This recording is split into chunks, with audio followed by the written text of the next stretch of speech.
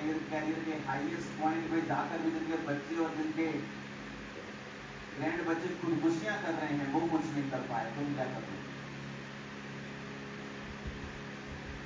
आज सफलता के लेकर भी बड़े बड़े लोग, बड़े बड़े आर्टिस्ट बोलते हैं कि मैं सोचा कि जब मैं हाईएस्ट लेवल पे सक्सेसफुल हो जाऊंगा मैं खुश हो जाऊंगा, और मैंने क्या देखा कि जब मैं हाईएस्ट लेवल की सक्सेस को, करोड़ों रुपए की सक्सेस को हासिल कर लिया, तभी मैंने देखा मैं खुश नहीं। बड़े बड़े लोग आपको, बड़े बड़े आर्टिस्ट कहते हुए मिलेंगे, मुझे मेरा दिल करता था कि मैं ये शरीर छोड़ दूं, मैं ये शरीर को त्याग दूं, मैं मर जाऊं। क्यों?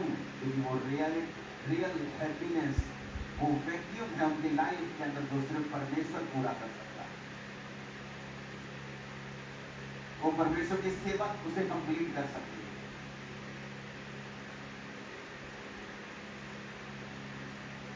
अपने जीवन में अपना सबसे बड़ा साथी परमेश्वर को बनाएं और उससे हर बात शेयर करें, उसे इग्नोर ना करें।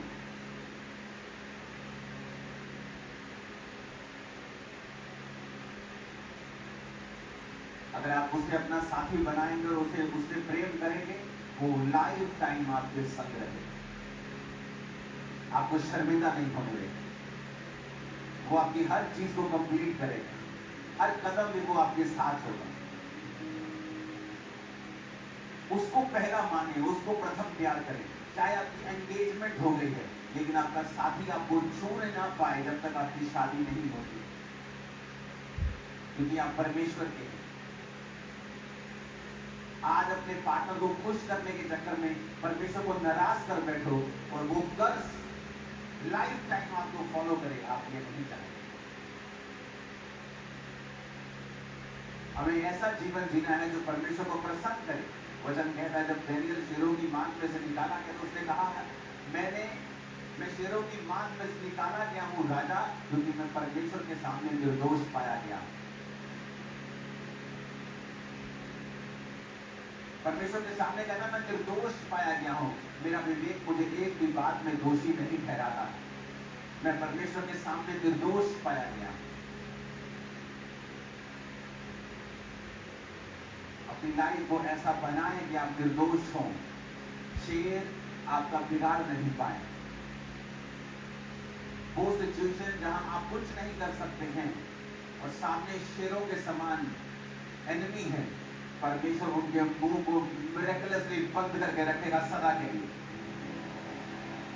जब आप उन परीक्षाओं से बाहर आएंगे, खरोच का निशान भी आपके चेहरे पर, आपके लाइफ में नहीं होगा, इन जीसस नेम।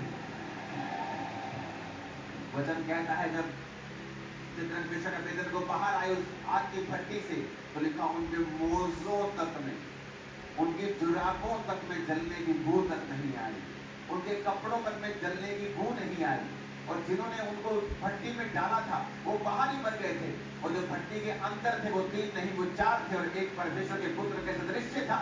और लिखा जब वो बाहर आए तो उनमें जलन की बदबू तक नहीं थी। हालेलुया। हमारा परमेश्वर जीवित है, और हम अच्छे होने के कारण सताए जाएंगे, धार्मिकता के कारण सताए जाएंगे। आप शराबी बन जाओ, लोग सताएंगे नहीं। आप अलग अलग तरह के गलत काम करो, वो आपको अपना आइडल मानने लगेंगे। आप गुंडागर्दी करो, आप आइडल बन जाएंगे। लेकिन जैसे आप क्रिश्चियन बनेंगे, लोगों को दिक्कत होगी, क्योंकि वो लोग नहीं, वो शैतान है जो अपनी दिक्कत लोगों के मुंह से आपको दिखा रहा है। कभी सोचा है कि क्रिश्चियन बनने पर ही सताव क्यों आता है? लोग बोलते हैं ये लोग फॉरेन का धर्म है। क्रिश्चियनिटी गोरों का धर्म नहीं है। क्रिश्चियनिटी गोरों के देश में पैदा नहीं हुई। क्रिश्चियनिटी इजराइल में, जो एशिया में है, जो आप और मेरे जैसे लोग हैं, हल्के जैसे कश्मीरी गोरे गोरे हैं, वो हल्के गोरे हैं, लेकिन वो गोरे नहीं है जो आज व्हाइट लोग देखते हैं, ब्राउन गोल्डन बाल, जो रियल गोरे इंग्लैंड अमेरिका के, उन लोगों के देशों में क्रिश्चियनिटी नहीं आई, बल्कि उनके देशों में क्रिश्चियनिटी भारत से भी लेट गई है। भारत में पहली सदी में क्रिश्चियनिटी आ गई थी, और थोमा ने यहाँ पे सन 52 में प्रचार करना शुरू कर दिया था, जो परमेश्वर का चेला था। लेकिन उन देशों में क्रिश्चियनिटी, कई देशों में तो 1500 ईस्वी के बाद गई है। जिन्हें आप गोरों का धर्म कहते हैं, वो गोरों का धर्म नहीं है। हालेलुया। आप तैयार हैं जीसस क्राइस्ट को जीवन देने के लिए? उसका प्रचार करने के लिए, प्रचार करने के लिए तो